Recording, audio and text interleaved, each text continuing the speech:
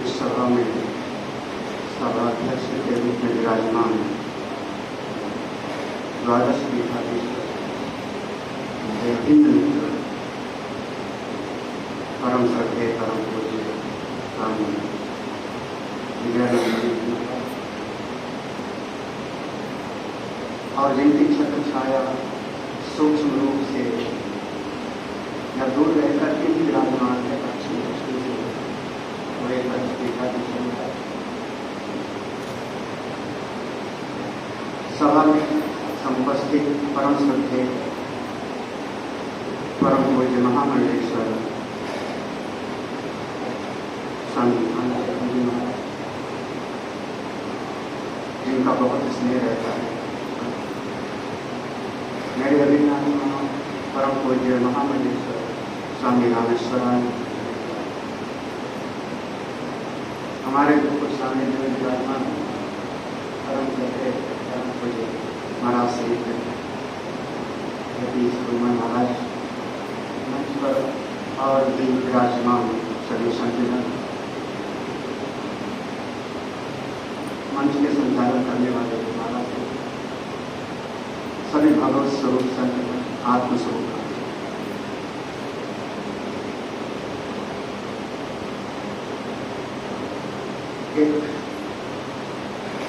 एक मंच पर मैं प्रवचन करने के लिए जाता हूँ। हमारे महाराज जी भी जाते हैं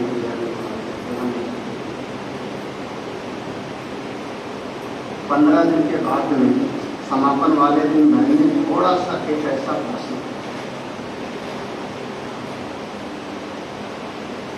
सम्मानित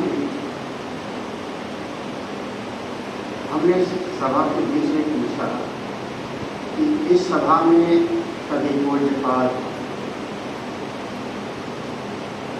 अखंडानंद सरस्वती जी महाराज, कभी हमारे पंचम पीठाधीश, ऐसे महापुरुष लोग यहाँ पर रहते निरंतर सत्संग होता रहा। सहज मेरी जिज्ञासा है, पता नहीं है, मैंने कहा यहाँ से कोई संत बन के निकले कि नहीं। मैंने कहा यहाँ से कोई संत बन के निकले कि नहीं। तो किसी ने कहा महाराज जी ये माया नगरी, ऐसे बोला था स्वामी जी ये माया नगरी है। तो गिरीश भाई लोगों ने कहा स्वामी जी एक दो नाम है, एक दो नाम है।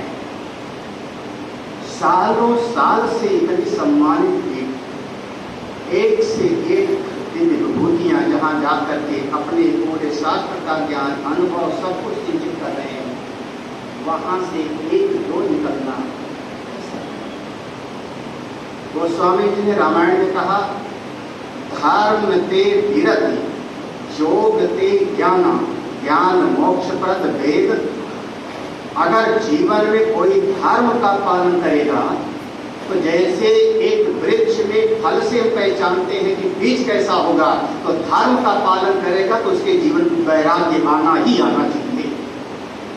अगर वैराग्य नहीं आता, जीवन में त्याग नहीं आता, इसका मतलब उसने अपने जीवन में धर्म का आचरण ठीक नहीं किया। पूरी भागवत उठा करके देख लीजिए, सभी महापुरुषों ने एक समय पर वानप्रस्थ किया, एक समय पर संन्यास्त होकर के मुक्त मूर्धजा होकर के निकले। तो अगर कोई सत्संग से प्रेम करे, संतों का स्नेह प्राप्त हो, तो जीवन में संन्यास घटित होना चाहिए, चाहे वो विदिशा संन्यास हो चाहे। अब संन्यास्त होकर के जो विचार करता है एक बुद्धि, जिनके इस सत्संग हाल में और जिस प्रसंग के अनुसार बैठे हैं, उसको वहां से आता है कि जीवन में वैराग्य आना ही आना चाहिए, और नहीं आता तभी हमारे कोई साधना में प्रतिबंध आ। अभी अगर हमने संन्यास ले लिया तो क्या करें? तो आपके पास अब केवल यही तो है, श्रवण करो, मनन करो और निध्यासन करो, आत्मचिंतन करो। किसका? 3 चीजों का, जीव, जगत और ईश्वर। विचार के यही विषय है। ये सामने जो दिखाई पड़ रहा है ये जगत, ये है क्या बात? जीव मेरा स्वरूप क्या है, और जीव और जगत दोनों का जो नियंता है जगदीश, उसका स्वरूप क्या है। विचार का मुख्य विषय 3 बहुत सूक्ष्म रूप में मैं बोलना चाहता हूँ। जगत, इसके बारे में 4 विचारधाराएं आप ले लो। विचार का एक विषय, जगत बाहर है और बाहर ही दिखाई पड़ता है, एक बिल्कुल सामान्य दृष्टि है, ये बिल्कुल सत्य नहीं है। दृष्टांत अभाव, इसका कोई दृष्टांत नहीं। जगत बाहर है और बाहर ही दिखता है, ये बिल्कुल सामान्य लौकिक दृष्टि। दूसरी दृष्टि, जगत बाहर है लेकिन भीतर दिखाई पड़ता है। थोड़ा सा आगे बढ़ो। जगत बाहर है लेकिन दिखता कहाँ है? भीतर। आप इसको साथ रखते, अरे साथ रखते, थोड़ा आगे बढ़ा हुआ है, पहले वाले से आगे बढ़ा हुआ है। और कोई आगे बढ़ जाएगा तब वो कहेगा जगत भीतर ही है और भीतर ही दिख रहा है। आप इसको हिसाब लगा लेना, सृष्टि दृष्टिवाद की दृष्टि सृष्टिवाद। जगत भीतर है, बाहर नहीं है, भीतर है और भीतर ही दिखाई पड़ रहा है। लेकिन तत्ववेत्ता की दृष्टि ये है कि जगत नाम की कोई चीज ही नहीं है। दृष्टि ये 4 चीजें जगत के विषय में हम कह सकते हैं। जगत बाहर है, बाहर दिखता है, बहुत सामान्य लौकिक दृष्टि है। बाहर है, भीतर दिखता है, विवेकी दृष्टि है। भीतर है, भीतर ही दिखता है, ये साधक की दृष्टि है। और ये सृष्टि के रूप में भी नजर ही है और कुछ भी नहीं है। यह तत्ववेत्ता की दृष्टि होती है। जीव क्या है? असल में जो भीतर चेतन है, जब वो शरीर मन बुद्धि की उपाधि को लेकर के व्यवहार करने लगता है, उसी को मैं चिदाभास कहता हूं, वही जीवात्मा है। लेकिन उपाधि को किनारे कर दे तो ये जो भीतर बैठा हुआ है देखने वाला एक क्षेत्रज्ञ है, और क्षेत्रज्ञ कोई और नहीं, क्षेत्रज्ञम चार माम व्यक्ति हो, तो वही तो परम सत्य है, वही परम सत्य है। तब आप जीवत्व में आ जाते हैं जब कोई उपाधि धारण करते हैं।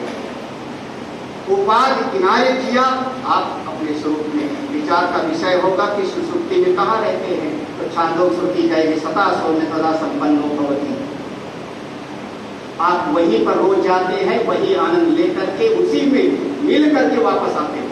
रोज रोज जाते हो, रोज रोज वापस आते हो। तो ये जो क्षेत्रज्ञ के रूप में आप बैठे हो, ये वास्तव में वही है। बस जहाँ हमारा उपाधि से युक्त हुए, हम बाहर है, बाहर जगत में। और ईश्वर तो भगवान ने स्वयं कहा क्षेत्रज्ञम चात्र माम व्यक्ति, ईश्वर कोई पृथक सत्ता नहीं है। तत्व दृष्टि से तो आप मूलतः ईश्वर स्वरूप ही हो, कोई ईश्वर आपसे पृथक नहीं। हमारी उपासना के लिए हमने ईश्वर को स्वीकार किया, उपासना थे, अन्यथा तो आप एक ही तत्व हो, वही परम ब्रह्म तत्व हो, अपने स्वरूप में निष्ठ हो। हे प्रभु, संतों की करुणा मिले, प्रभु की कृपा मिले, माँ भगवती गंगा जी की कृपा मिले। हम सब अपने उसी जो मेरा वास्तविक क्षेत्र स्वरूप है, क्षेत्र के कोई जीव नहीं।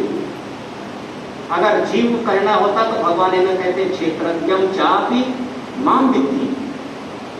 उस अपने वास्तविक स्वरूप में हम अवस्थित हों, यही सबकी भावना पूरी हो। हम सबकी यही शुभकामना है। इन्हीं शब्दों के साथ हमको किया, हम सभी को महाराज जी भी